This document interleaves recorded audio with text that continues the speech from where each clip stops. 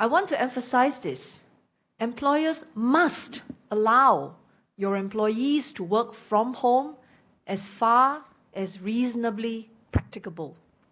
This applies to all workplaces, regardless of size.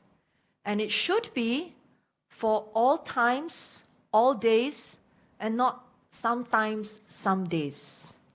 If the nature of work can allow for work to be done from home, companies should ensure that all their employees work from home.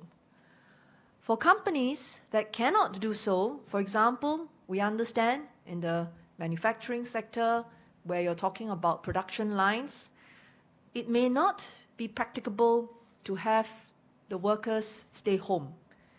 So what can the companies do? Essentially, two things.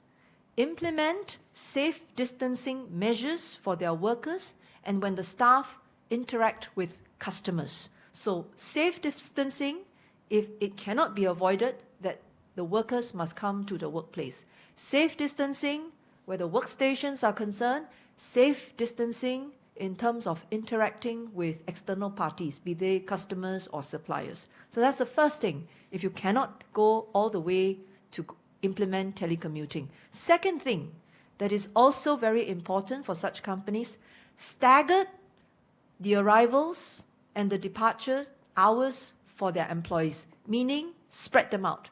Don't create a situation where everyone has to arrive at the same time, take the same lifts, and create also this kind of situation where everyone has to leave at the same time, go to the bus stops at the same time. So stagger the arrivals and departures of your workers.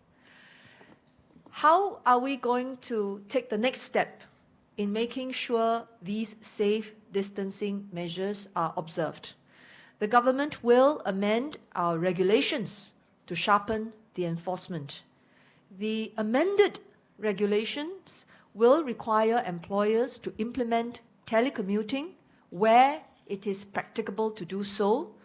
This means it will be an offense for employers not to put in telecommuting measures where the nature of work actually allows it. So we will announce more details later on how we will go about the enforcement. MOM will also be stepping up the enforcement in the coming weeks. Our officers will look at the nature of work, make an assessment. As a matter of principle of what we want to see, companies make the best possible efforts to implement 100% telecommuting. That's the bar to aim for. We will look at company-specific circumstances and keep this in mind.